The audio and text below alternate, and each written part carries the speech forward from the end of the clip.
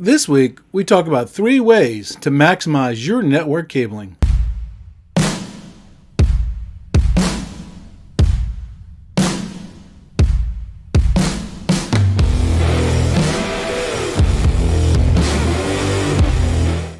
Welcome to the show, where we tackle the tough questions submitted by installers, project managers, estimators, and IT personnel, sometimes even customers. On this show, we are connecting at the human level so that we can connect the world. If you're watching this podcast on YouTube and you like this content, would you mind please hitting the subscribe button and also the bell button to be notified when new content is being published? The show notes will be published below. If you are listening to this podcast on one of the audio platforms like iTunes, Stitchers, or one of the other audio podcast platforms, would you mind consider leaving us a 5-star rating? If not a 5-star rating, get in touch with me and let me know what I can do to make this a 5-star show. Both of these steps helps us take on that algorithm so more people can hear this message so we can educate, encourage, and enrich the lives of more people in the ICT industry. Thursday nights, 6 p.m. Eastern Standard Time. What are you doing? Come check us out with the live after hours where you get to ask your favorite RCDD questions. And that favorite RCDD should be me. Submit your questions to questions@letstalkcabling.com for preference.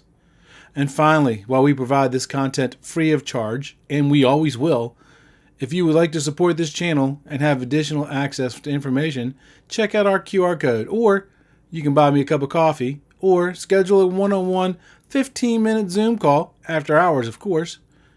And when you become one of our Patreon members, you can enjoy additional benefits, and also visit our Amazon link page, where you can find some of our products for ICT installers. You won't pay extra for it, but I will get a small stipend if you do purchase. This week, as we celebrate the 4th of July here in the United States, many of us have the day off, myself included. That doesn't mean, though, that I'm going to skip a show. Now today, as I was kayaking down the Chaswahitska River, trying to think of a good show for tonight, I realized that I should share 3 ways to maximize your network cabling.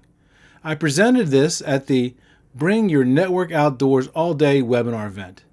This event was sponsored by OptiView and Low Voltage Nation. Some of the speakers at this event included Low Voltage Nation, Core Wireless, Jannard Tools, Fiber Wizard, and Armor Logics, just to name a few. They had some great presentations along with mine, such as Bringing Your Network Outdoors, Demystifying Fiber for Low Voltage Technicians, Networking Tools of Copper and Fiber, Connecting Your Infrastructure with Cellular, and Why and When to Bring Your Network Cabling Outdoors. I suggest that you look them up and listen to all of those presentations. Now, since I was actually teaching that day, I missed all of them. So, I'm going to go back and I'm going to listen to those presentations as well. So let's circle back around and let's talk about what we heard.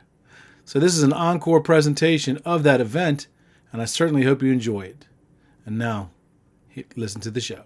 Thank you, OptiView and Low Voltage Nation, for allowing me to be a part of today's event. Today I'm going to present to you things you should know as contractors, things you need to know as technicians, things you need to know as installers to maximize your network cable that you install.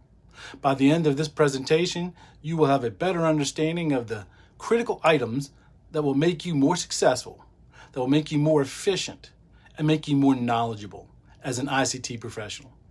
There are 3 ways in which you can maximize the network cable that you install, and they are to 1, follow the standards or best industry practices, 2, exercise caution while installing those cables, and 3, get training. Before we begin on this journey, though, allow me to quickly introduce myself. My name is Chuck Bowser. I am the host of Let's Talk Cabling podcast and vlog. I have over 40 years of experience in this industry. I have held nearly every single position that you can think of, from apprentice to installer to project manager to estimator, area manager, and probably a few that I've forgotten. I earned my Registered Communications Distribution Designer certification, known as RCDD in the industry, about 20 years ago. At roughly about the same time, I also achieved my Bixie Technician certification. I've also held other certifications such as Bixie Certified Trainer, and not to mention numerous manufacturer certifications. why I'm proud of my certifications.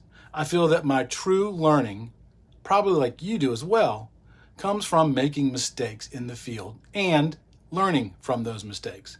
You got to learn from those mistakes so you don't repeat those mistakes. When you discuss installing network cabling, you will find that there are about as many opinions on how to do it as there's how to install it and all the different types of cables. There are phone and computer systems out there that are still running off of old legacy cabling, as well as some running off of state-of-the-art high-performance category-rated cable and fiber. When deciding which type of cable and how many cables per drop, there's normally some considerations that you got to figure out first. But let me ask you a rhetorical question before we go. What kind of technician or what kind of installer are you? And by that, I mean, are you the type of person who just wants to do the bare minimum? Just enough to get by. Because, after all, it's just cable, right? The kind of installer who likes to run in the middle of the pack. Or are you the type of technician who wants to lead the way? By attending today's event, I'd venture a guess to say that you are a leader, not a follower. And those who actively pursue the path of continual learning are tomorrow's leaders. They are what I call Tier 1 companies. The type of company that's going to go the extra mile.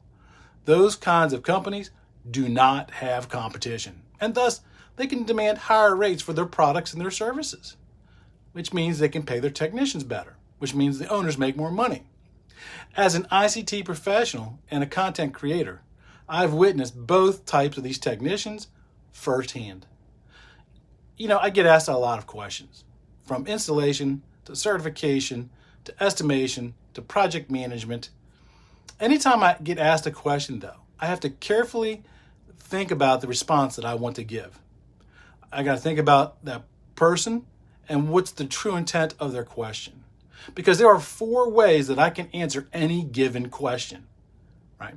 So the first way I can answer is, how was I taught? Now remember, I was taught 40 years ago. Now the danger here is that may or may not still be the best way to install or test cable anymore. I'll give you an example. 40 years ago, it was a common practice to staple cable while we were installing the Jake cabling. Now, the staples didn't have an effect on those cables because they had very minimal twist. Well, unless you ran the staple through the middle of the cable, then you probably shorted out your cable and you were affecting it. But if you didn't run it through the middle of the cable, you weren't affecting the performance. In today's environment, stapling the cable is highly discouraged as it affects the performance of that cable. Another way that I could answer that question is I can answer the way that the code book tells us to do it. Now, you would think that that would be fine, except the code book isn't really concerned about performance. It is only concerned about safety. You might even hear the term minimum quality of construction. Again, not performance. In fact, in the code book, it tells us specifically, quote, the code book contains provisions that are considered necessary for safety. Compliance therewith and proper maintenance will result in the installation that is essentially free from hazard, but not necessarily efficient, not necessarily convenient, not necessarily adequate for good service or future expansion of electrical use. It's 90.1 if you want to go look it up. Notice that didn't say anything about how the cable will perform. We could run dial tone over barbed wire as long as the barbed wire was free from hazard. By the way, I probably shouldn't have to tell you this, but let me tell you anyway. Don't use barbed wire for telephone or computer networking cabling, okay? If it doesn't prevent a hazard, according to the code book, it'd be fine. Again, won't perform. The third way that I can answer a question is to follow the standards. Now, the standards are going to guarantee a few things. They're going to guarantee performance, guarantee interoperability, guarantee reliability, and consistency of design. More on that later. The standards will also exceed the code book. The code book instructs you to do. Now, keep in mind, one example that comes to my head as I'm thinking about this is about laying cable on the grid, which, by the way, is a code violation. The current NEC tells us that there has to be 3 inches of clearance between the grid and the supported cable. This is so you, the electrical inspector, And the fire department will have room to open up that tile to get into the interstitial part of the ceiling. When you look at the standards, it's going to tell you have to have a minimum of 6 inches of clearance. So in essence, if you follow the standards, you are exceeding the code book. The fourth way a question can be answered is to follow a best practice manual or guideline. There are several out there, like the Bixby TDMM, used by designers and estimators. The TDMM is an acronym that stands for the Telecommunications Distributions Methods Manual. There's another best practice manual for the field. It's called the Bixby ITSM Manual. That acronym stands for the Information Systems Installation Methods Manual. If you don't want to carry around the big ITSM manual, you can also purchase a condensed version called the ICT Installation Practices Field Guide, which is a three-book set, 1 book for copper, 1 book for fiber, 1 book for general installation. In my 40 years in this industry, I found that technically you have to follow the code book, but if you choose to follow the industry's best practices, as I mentioned, it will protect you from future headaches with customers, especially when it comes to their network. Now, it may cost a little bit more. It may take a little bit more time. It may take a little bit more effort, but remember, you are a leader in the ICT industry, and that's what leaders do. They set the bar for other people to struggle to achieve. And as I mentioned earlier, when you follow the best practices, you will guarantee the performance, you will guarantee interoperability, you will guarantee reliability of that structured cable plant. When you choose the right cable and the right connectivity products, you are going to ensure that that network will perform as designed. It will be able to transfer large amounts of data to and from the central storage devices. This will allow for your customer to solve problems quicker, to provide them with the flexibility to perform their daily jobs more efficiently, more accurately, more quickly, and thus have a satisfied customer. Selecting the right kind of cable and connectivity will also provide the customer with interoperability. The standards are written so that the cable that you are installing today will work with every phone system and every data system out there today. If you don't follow the standards, the cable plant will only work with the phone system or the data system that you are currently installed, not all of them. One of the easiest examples that I can give you of this is terminating cable. The standard tells us that all 4-pair cable have to land on 1 jack, known as a 8P8C. That stands for 8 position, 8 contact.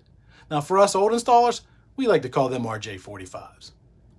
Now, your cost-conscious customer, your cost-conscious customer, you know what I mean by cost-conscious? Yes.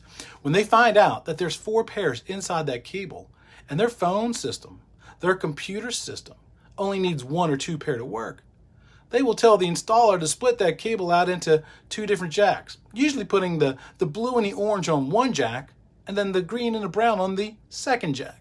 As soon as you do this, you are limiting the cable to the types of phone systems and computer systems that it will be able to support. There are some phone systems out there, new and old, that use 4-pair to work. If the customer decides to upgrade to a new Cisco VoIP system, they will have to pay you to come back, cut off the jacks, re-terminate, retest, and install a new faceplate. I ask you, did you maximize the network cabling infrastructure in that scenario? If the customer really wants 2 jacks supported by 1 cable, then get an appropriate adapter that converts an 8P8C into 2 separate 4-pair 4P4Cs, 4 position, 4 contacts, or RJ11 for us old geezers. The biggest benefit from following the best practices is consistency of design. This is going to benefit both you and the customer alike. From the customer's perspective, if they have a project that they want to have installed, as long as the cable contractor follows the standards and the best practices, the cable will be installed and certified the exact same way, no matter who they purchase from. It then becomes a matter of relationship with the contractor and price. From your point of view as a contractor, if you get a new customer out there and the customer used to use one of your competitors in the past who went out of business, if the old cable contractor followed the standard, then you know that the cable won't exceed 295 feet, that there will be a minimum of at least 1 telecom room per floor, that the JOs will be placed that no more than 5 feet apart. You don't have to spend time coming up to speed with their type of network. This was not always true when I first got in this industry. Every computer system had its own proprietary type of cable plant and its topology. By following the standards, you maximize your efforts and are being a more efficient and more professional. So what are these standards that I keep referring to? The main organization that facilitates the creation of and revision of the standards is ANSI. This is known as the American National Standards Institute. ANSI does not write standards. They tell industries how to create, certify, and revise standards. Our standards are written by our industry professionals in our industry, like cable manufacturers, contractors, network engineers, electrical engineers. But which standards should you follow? Well, that kind of depends. The standards are broken into 4 distinct families. You have the common standards, you have the premise standards, you have the component standards, and then you have the technical service bulletins. Let's take a look at each one of those. First, you have the common standards. The common standards will be the 568.0-E standard for generic cabling standards, the 569 standard, which is for pathways and spaces, the 606, which is the administration standard, the 607, which is bonding and grounding, and then the 758 standard, which is the outside plant standard. The standards that fall under the common standards are standards that you will follow every single day. And if you follow them, they will help maximize your network. If you look at the 568.0-E standard, that's the standard for generic premise cabling. It tells us that the 4 types of cable that we can use are 4-pair balanced twisted pair cabling, Cat5e, Cat6, Cat6a, Cat8, multi-mode fiber, but it should be OM4 or OM5, single mode fiber, and broadband coax. Generally, you're going to be installing one of the twisted pairs, either unshielded or shielded twisted pair cabling. One of the things that you'll find in that standard is the maximum length for a permanent link is 295 feet. The 295 feet, a lot of people get confused about because they think that 295 is based on the average run length that a cable was back when they wrote the standards, the first set of standards in the 90s. That's not true. The 295 was based on how Ethernet works. Ethernet just tells 2 electronic devices how to communicate to each other. It tells the transmitter, take all those 1s and 0s and put it into a packet. Put a start bit on it. That start bit tells the receiver to start listening, and then put a stop bit on that packet. The stop bit tells the receiver to quit listening. It then will transmit that signal down the cable. As that signal goes down the cable, that signal will get weaker. That's called attenuation. Actually, technically, the correct term is insertion loss. When the receiver gets that packet, it's going to strip off the start bit, strip off the stop bit, and then it's going to send those 1s and 0s to the computer. And then it sends a signal back to the transmitter. Okay, I got it. Send the next one. And then it's going to start that process all over again. So when the transmitter transmits that packet, it listens for 570 nanoseconds. Well, between 535 and 570, depending what frequency it is. So if it doesn't get that confirmation within the 570 nanoseconds, the transmitter assumes that that packet was lost. So that 295 feet was how long a signal can travel all the way to one end on Cat3 cable and back within 570 nanoseconds. That's where that 295 comes from. Now, the good news is we're not using Category 3 cable anymore. We're using Cat5e, Cat6, Cat6a. But we've also increased our networks as well. We've got 1 gig, 2.5 gig, 5 gig, 10 gig, 40 gig. So we're still limited to that 295 feet. Again, that 295 doesn't matter if you're doing cabling in a commercial office building or a home. And that's why you should always choose to use the right kind of cabling. Cat5e, Cat6, Cat6a. The standard recommends minimum Cat5e, but it says you shall install Cat5e, but it recommends Cat6. When you get into the residential standard, the standard recommends Cat6a. The ITSA manual, if I remember correctly, recommends Cat6. Again, a lot of people say you don't necessarily need Cat6 for a residential. You need Cat5e is fine. You can do 10 gig over Cat5e. Yeah, you can for very short distances. You can't do it out for that 295. Remember, we're talking about consistency of design. We're talking about performance. Choose the right kind of cable. Another thing you will find in that 568.0 standard is it talks about the pin pair assignments. T568A, T568B. The standard allows us to use both. There's some other pin assignments that were used in the past. They're gone. They're considered legacy. Anytime you see the word legacy in the standards, it means old. Don't use it anymore. If this helps you to remember what legacy means, when you hear the term legacy, think of Chuck. Chuck's old, right? I'm not out of it yet, but I'm old, right? It also tells us that everything should be done in a physical star topology. There are a few exceptions to this rule, but 90% of the time when you're doing commercial office cabling for phone and data systems, a physical star topology. In a physical star topology, that means all of the signals come back to one central point, no matter where they are. There were some other topologies that were used out there in the past, like ring and bus. With a bus topology, you ran a cable from the first computer to the second computer, another one from the second to the third, and you would daisy chain all the way down to the end. The problem with a bus topology is, if anything happened to any one of those connectors or any one of those cables, the entire network would go down. Plus, when you go to add on to a bus network, you need to know where that last drop was. That's easy. It's documented on the as-built, the prints that you gave the customer. You know, the thing that they lost the day after you gave it to them. So now you're popping ceiling tiles everywhere to find out where that last drop is. With a physical star topology, everything all comes back to one central point, that telecom room. Remember, in the Pathways in Space standard, it identifies telecom rooms, telecom enclosures, consolidation points. So on that floor, all those cables come back to the telecom room, and that's a physical star topology. Now, if something happens to one of the cables or one of the connectors, it doesn't bring down the entire network. So run things in a physical star topology. That way you have the best chances of success, of maximizing that network. So in that standard, it also talks about the three subsystems: subsystem 1, subsystem 2, subsystem 3. Right? Subsystem 1 is the cable that goes from the work area. That's where somebody's typing on their computer. That's where somebody's talking on their phone. That horizontal cable goes from that faceplate to the horizontal cross connect in the telecom room is subsystem 1.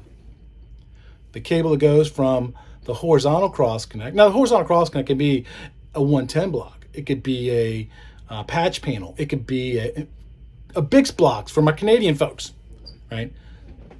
The cable goes from the horizontal cross connect to the intermediate cross connect is subsystem 2. You don't always have a subsystem 2. And then subsystem 3 is the cable goes from the main cross connect to the intermediate cross connect, or the horizontal cross connect if there is no intermediate cross connect. The Pathways in Space standard, it identifies the telecom rooms for us. That tells us what a telecom room is, a telecom enclosure, a telecom outlet. Right? It tells us what a consolidation point is, what a MUTO is. The 606 standard tells us how to label everything.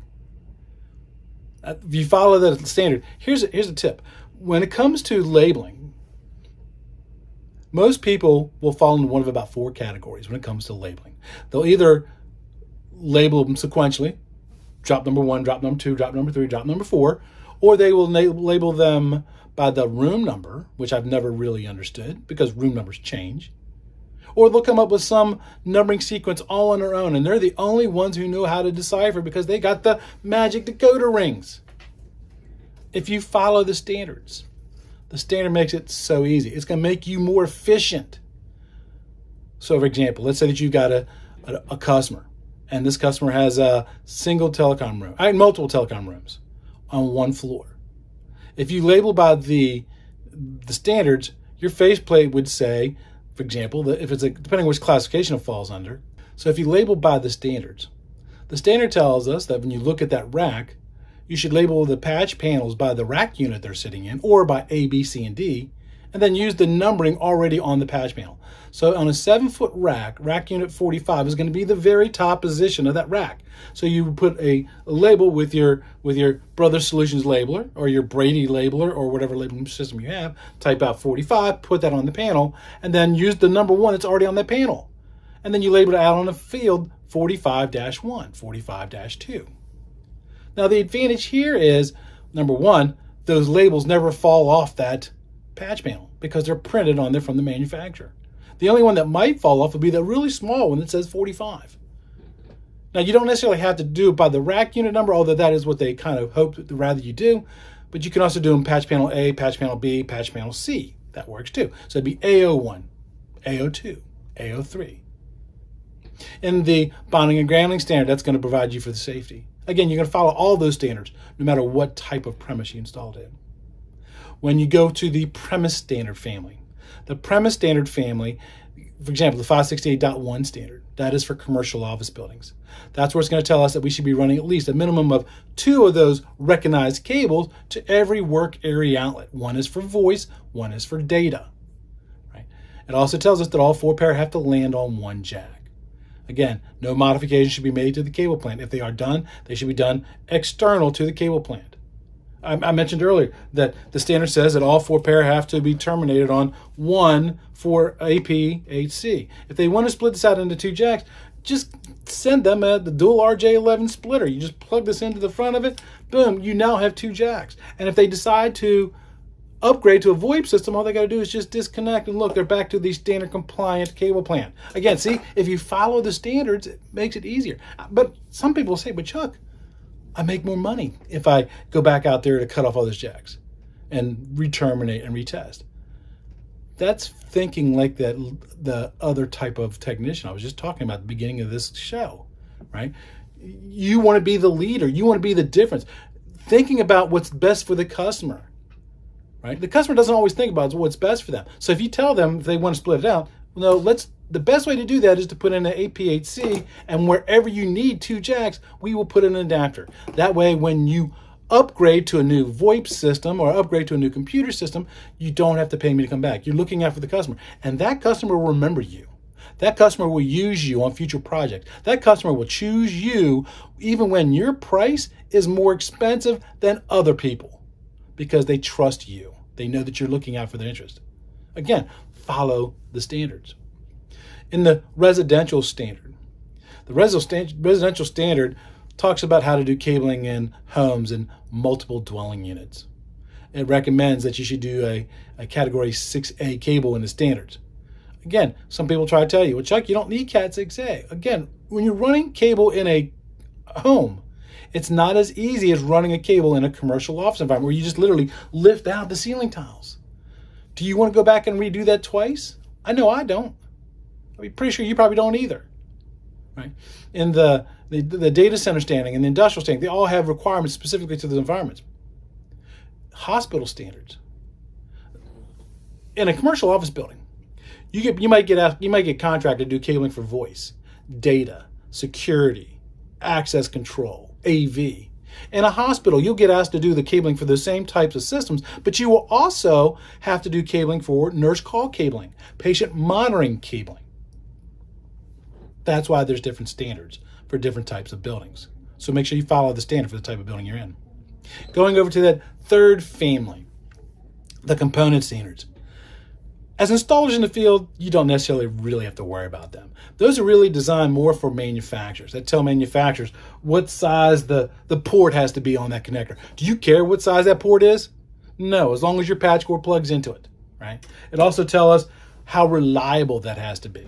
And again, as an installer in the field, there's no real benefit there to you. So there's a standard for copper components, a standard for fiber components, a standard for coax components. Now, there is one tidbit of information in the fiber standard that does apply to you as an installer out in the field. That is where you find the fiber optic color code. And that tells you the order in which to land those strands. So that does help you. And then the last one, the technical service bulletins, the TSBs. So as I mentioned, the standards can last for about 5 years. When they produce a new standard, like they come out with a new standard, they don't want to have to go out and write a new one 6 months after they just published a new one because some new technology was invented. So what they'll do is they write a technical service bulletin for that system, and then when they revise the standard in 4.5 years, they'll put that TSB into the list. So that's how the standards work. Again, following the standards is going to guarantee you that performance. Other things that you'll find in the standards and the best practices. It's going to tell you that you should not be splicing your cabling. There's many different ways you can splice cabling. You can use dolphins. You can use Scotch locks. I've even seen electrical tape. I've even seen wire nuts. All of those are horrible. Now, here's the thing. Depending on the network, if you splice a cable, it might technically still work. But what is when they go to that 1 gig network, that 10 gig network, and you're using Cat 5e cable? Don't splice cabling. Always, especially in the horizontal. You're allowed to splice cable in the backbone for different reasons. But for the horizontal, one continuous cable from the beginning to the end point. If that cable becomes damaged, you need to replace the entire cable. Don't splice it. When a signal goes through a splice, it becomes weak, and it's a potential point for failure. So never splice cable. Again, following the standard is going to set you up for success. Another tip: always buy your cable and connectivity products from a reputable manufacturer. Stay away from the knockoffs. You'll run into all kinds of problems. Staying with those manufacturers may cost you a little bit more money, may cost the customer a little bit more money, but it's going to have that customer stay happy. So you got to think about the environment in which you're going to be running that cable in. If it's a commercial office building, unshielded cable will probably be fine 99% of the time. If you're running cable out in an industrial plant or where there's potential sources of EMI, then you might want to consider using a shielded cable. But do you know what EMI is? EMI stands for electromagnetic interference. It's defined as when one electric or electronic device interferes with another electric or electronic device. An easy example of EMI is when you tone out cabling. When you put that toner on the cable on the jack on the floor, and then you go into the telecom room with your banana, your probe, your wand, your inductive amplifier. Everybody has a different name for that thing. And you push the button, you stick it in the button, you're but when you put the probe next to the cable that has the tone, it's going to go you just found the cable. If you pull that cable out, the cable with the tone is the interfering source. The cable that don't have the tone are the susceptible units. And the coupling between those two is distance. Okay, those are the three components of EMI. The best way to get rid of EMI is to separate the interfering source from the susceptible unit or put a metallic barrier, a shielded cable, a screened cable. So if you're doing cabling in an industrial environment, choose the right kind of cable for that. If you're doing cabling in a hospital where they've got MRI machines, a shielded cable might be the best solution there. If you're doing cabling in a ceiling where there's very little room for you to put your cable and you have to run really close to fluorescent light fixtures, you can't get away the 5 inches away from them like you're supposed to. Use a shielded cabling. If you can't use shielded cabling, the only other option really is to use conduit. And conduit and UTP cable will be more expensive than shielded cable will. We stay away from shielded cabling in commercial office buildings because there's not a need for that protection from EMI. Shielded cable costs more money. Shielded connectors cost more money. It takes more time to put in shielded cable. And what is time to us? Money. Choose the right kind of cable for the job. Think about it. The customer may tell you, oh, well, the run's really going to be 50 feet long and there's no potential source for EMI. If you have the opportunity, go out to the job site and walk around and take a look. Go around and take a look. Choose the right kind of cable for that job. Now, shielded cable comes in lots of different kinds of varieties. Unshielded cable means UTP cable stands for unshielded twisted pair cabling. It means there's no shield and the pairs are all twisted. The pairs are all twisted at different rates to reduce those effects of EMI. That's why we can get to within certain distances of things. If you, for example, like electrical cabling, it's recommended that you stay 12 inches away from all electrical. If you have to cross it at 90. But technically, you can get closer than 12 inches if it's right. If you have a 20 amp circuit that only has one device on it, you can be within 2 inches. But let me ask you a question. When you look at that cable in the ceiling and you see that electrical cable, how do you know how many circuits are on it? You don't. So just stay away from it. So what kind of shielded cable should you choose for that kind of environment? Shielded cable comes in a bunch of different varieties. Let's talk about the three most common. The nomenclature for shielded cabling, you're going to have a designator, a slash, and then 3 designators. The first designator tells you if there's an overall full shield or not. The 3 designators after the slash line will tell you if the individual pairs have shields or not. So for example, U/FTP. U/FTP, the first one's U, unshielded. So that means when you pull off the jacket, there's no overall full shield.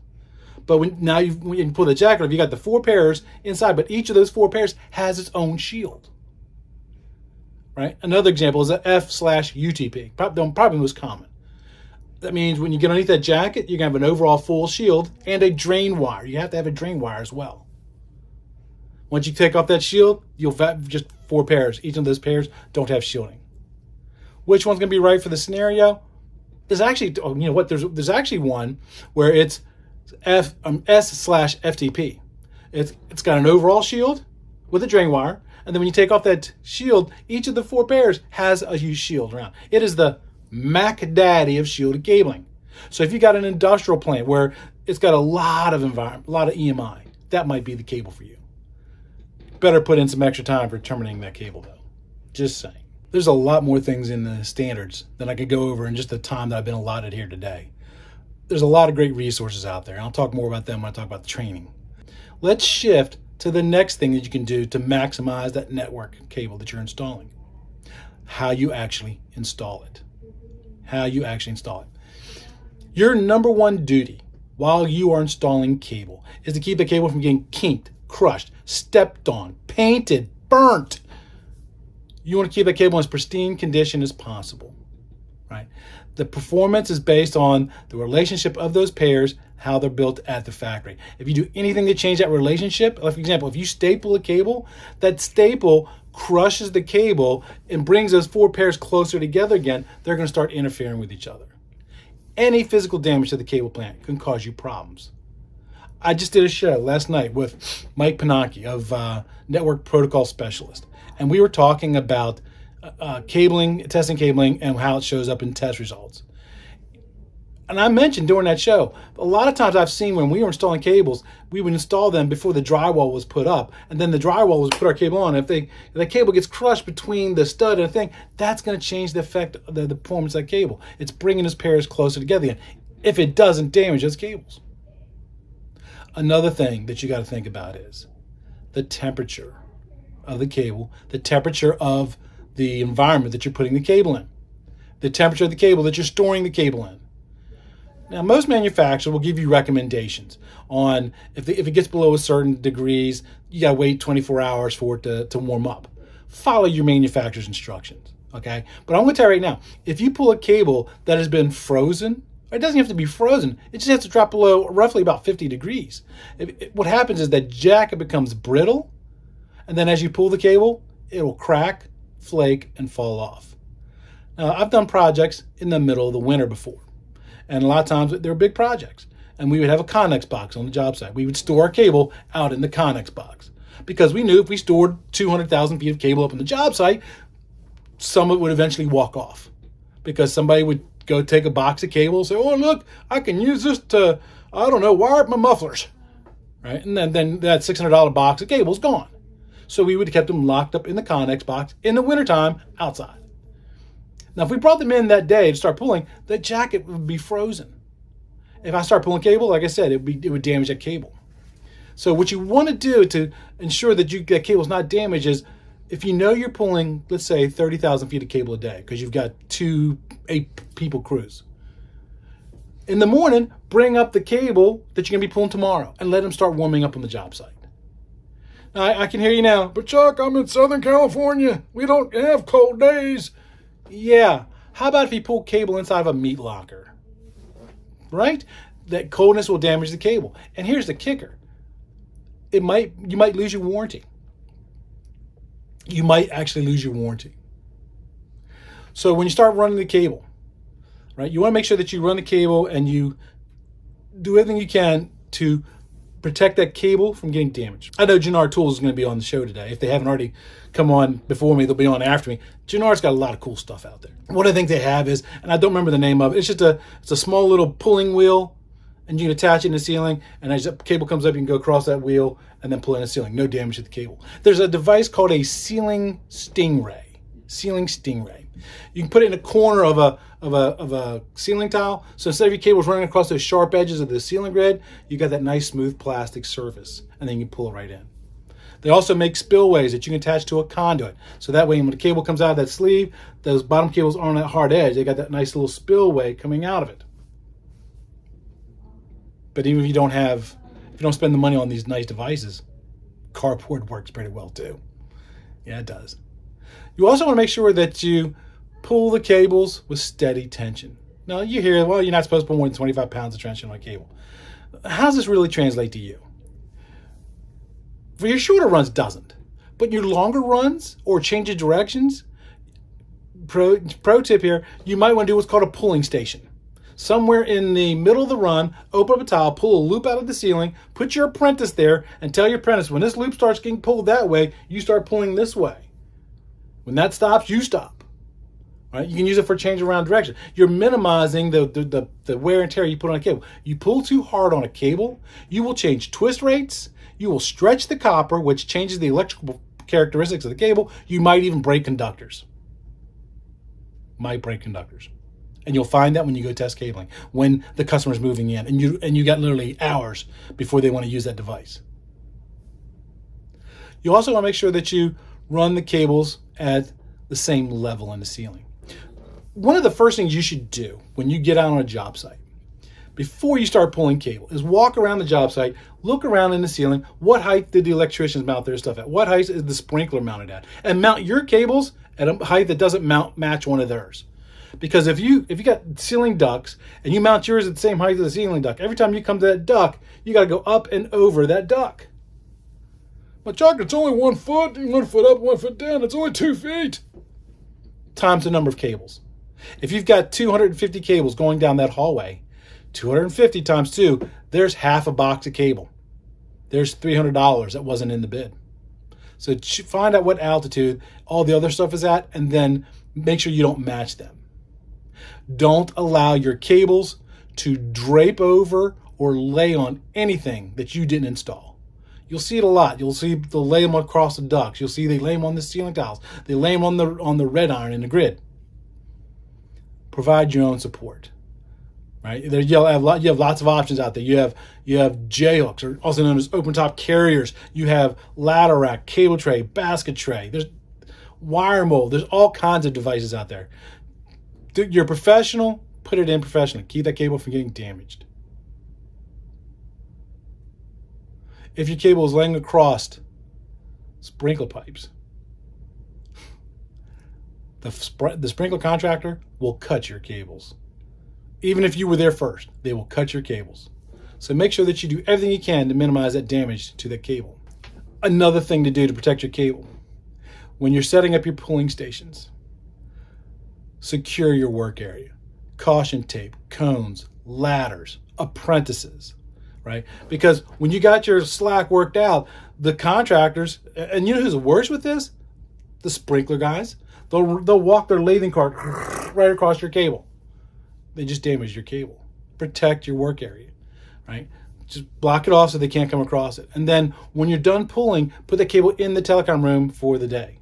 That way you don't allow anybody to walk on it, including your own people, to run carts across it, because again, it'll crush that cable, and now you got a problem. And you'll find that problem when you test the cable.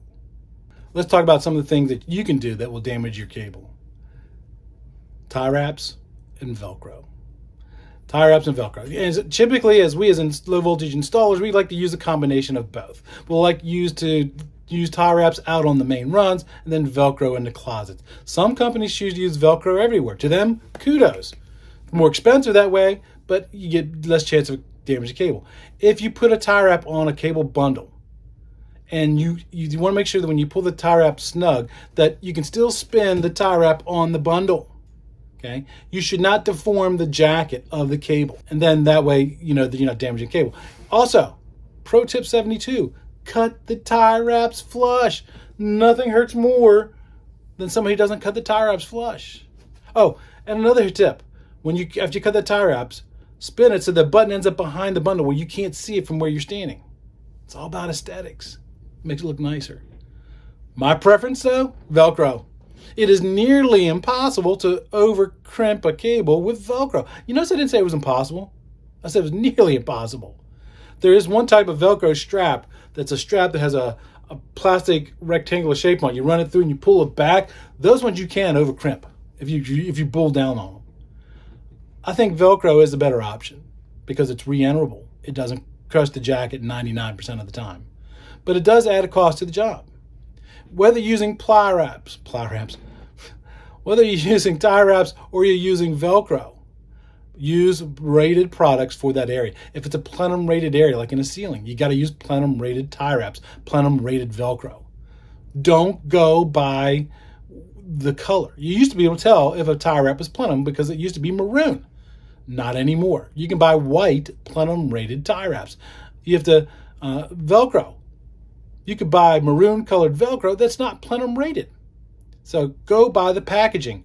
And then if you know that you're going to be inspected by an electrical inspector after the fact, take that package, the used package, staple to the backboard in the wall, in the telecom room. That way when the inspector says, did you use plenum rated tie wraps?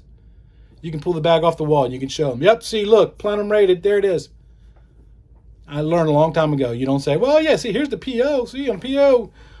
That just shows that you ordered them or it was on the bill of materials. Show them the actual used packages. Another way that we stub our feet is we allow our cables to get painted. Paint on a cable is a code violation. Paint on a cable most often will result in you losing the warranty from the manufacturer. Now, why is it a problem? When a cable, you've heard the term listed cable and unlisted cable, I'm sure. What do you know what that really means, though? A listed cable, if you look up the term listed in the code book, and I'm paraphrasing this because I don't have this committed to memory. Listed means a product or a service that has been tested by an NRTL, a nationally recognized testing laboratory. UL is an example of an NRTL. Intertech is an example of a NRTL. So it's been tested by an NRTL to meet flame or smoke properties and is accepted by the AHJ to be installed in buildings. So what happens is when a manufacturer wants to get a product listed, they will send a sample of that project to UL. UL will burn it. They will measure how fast the flame spreads, how much smoke comes off that cable. And if it's within the NFPA standards, it's put on a list that's allowed to be installed inside the building. That's what listed means. So if you're putting listed cable in the ceiling, hopefully you're not putting unlisted cable in the ceiling because it's a code violation if you do. If you're putting listed cable in the ceiling, and you know that you think that there's a chance that it might get painted for whatever reason, overspray from the painters or whatever, take some steps to cover that. Plastic, cardboard. I've done projects before where we put cable in the ceiling and then they painted the whole entire ceiling one color, including our cable. The only option there is to run new cable. So find out in advance if you're doing a construction site, if they want you to put the cables up in the red irons, will the ceiling be painted like they do in like some restaurants? If your cable gets painted, it's a code violation. Some people try to say, well, it's a code violation because the inspector can't read the labels. Yeah, that's kind of true, but it's really because it affects the listing of the cable. The listing of the cable. Another problem you got to watch out for. When you're terminating jacks, if you know that on a new construction site and they haven't painted the walls yet, but you don't want to wait anymore because you don't want to fall behind. After you terminate those jacks, the bag that the jack came in, put those terminated cable in that bag and then tape it up and put that back in the wall. That way if they spray paint, they're going to spray paint your bag, not your connectors. And then the other area where you can save yourself some headaches is when it comes to termination. When you terminate a cable, you want to maintain as much untwist as possible. Now, there are some guidelines you'll hear out there, like up to 3 inches for Cat 3, a ½ inch for 5E or 6, a quarter inch for Cat 6A. The best way to not have to memorize those numbers is to make sure that your jacket comes all the way up to the back side of the connector. I just did a TikTok video about this, as a matter of fact, where somebody stripped back literally like 3 inches. If they're doing a pot circuit, yeah, that's fine. But again, it goes to pride and workmanship. Now, these are steps that you can take to make sure that that network cable performs to its maximum benefit, and that helps you make more money. We covered the first two. We covered the standards. Now, we covered the first two. We covered the standards. We covered some best practices that you can do out in the field to help your cable perform the way it's supposed to. Now, let's talk about training. I hear you, Chuck. I've been in this industry for 15 years. I don't need to be trained. Yes, you do. I've been in the industry for 40 years. And I'm still learning. That's why I joined Low Voltage Nation, because I realized that I was weak in areas of access control and security cameras, stuff like that. That's why I joined that group, so that I can learn from that. If I need to learn, you need to learn. How do you learn? There's lots of different methods out there. Get your notebooks, get your papers, take some notes. Here we go. First thing you should do, you should subscribe to Cable Installation Maintenance Magazine. Cable Installation and Maintenance Magazine. Comes out about once every 2 months, has great articles on codes, standards, updates, and it's free. They don't charge you anything. They don't charge you anything. It's a great way to stay current with codes, standards. It's a great way to learn about new processes. My favorite section of that magazine is the very, very back. That's where we find the new products. The new products. Because I was always looking for ways to make my job a little easier. Cable Installation Maintenance Magazine also does 2 webinars a month. Free webinars. All you gotta do is attend them. And they also, if you're BICSI certified, they're also recognized for continuing education credits. Even if you don't need CECs, they're good thing. They're good for you to get as well. Because, knowledge is it's kind of a unique thing. Because the more you learn, the more you realize you don't know. I apologize if you hear my dog in the back. Think about knowledge. Think about tools. So we as technicians, we love investing in tools. We love going out and spending the latest and greatest on whatever tools are out there. We're not so good at investing in knowledge. When was the last time you left your knowledge in the ceiling? When was the last time you left your tool in the ceiling? That's why pro tip 17 is when you open up that ceiling tile for the first time, you give them a ceiling, do a 360 because the tool shop is open. The tool shop is open. By the way, if you want to see all 146 of my pro tips, they're on my page, letstalkcabling.com.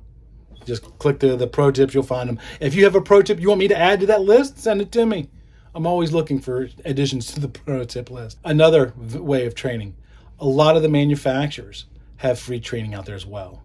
Leviton has their Easy Learn program where you can go on and learn all different kinds of stuff. Brother Solution Systems has a couple free webinars on the administration standards.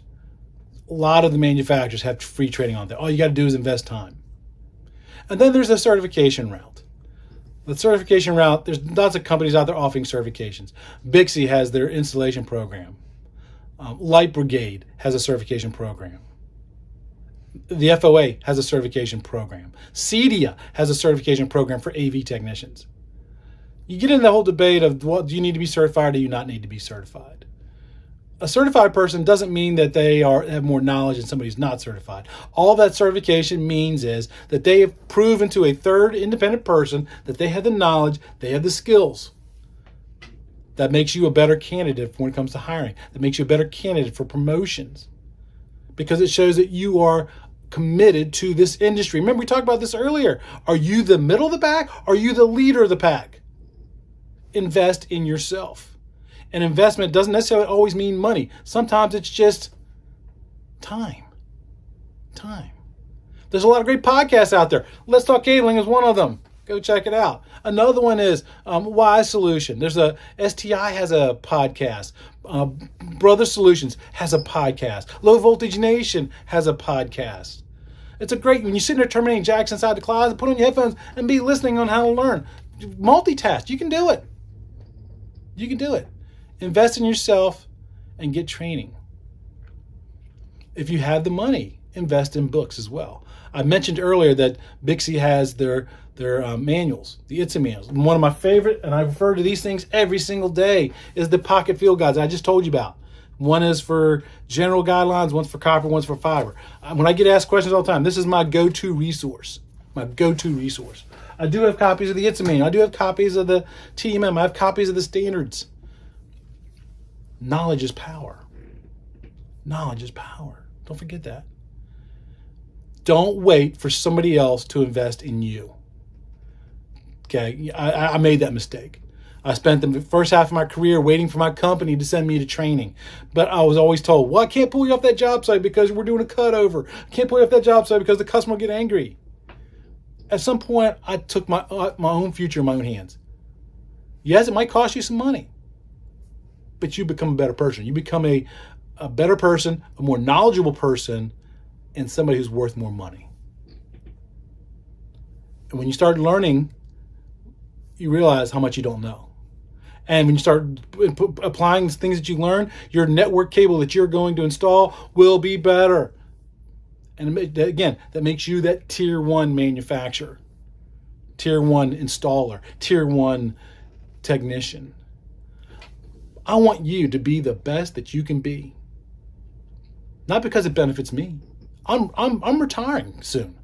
My whole thing with the Let's Talk Cabling podcast is to take the knowledge in this brain that I've accumulated over 40 years, learning from my mistakes, and giving it to you so you don't make the same mistakes that I did.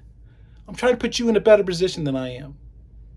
So I hope that you've, over the last 45, 50 minutes, that I was able to give you some great information.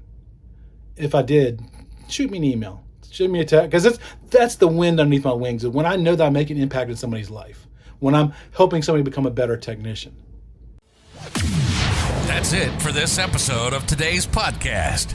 We hope you were able to learn something. Make sure to subscribe so you don't miss out on future content. Also, leave a rating so we can help even more people learn about telecommunications. Until next time, be safe.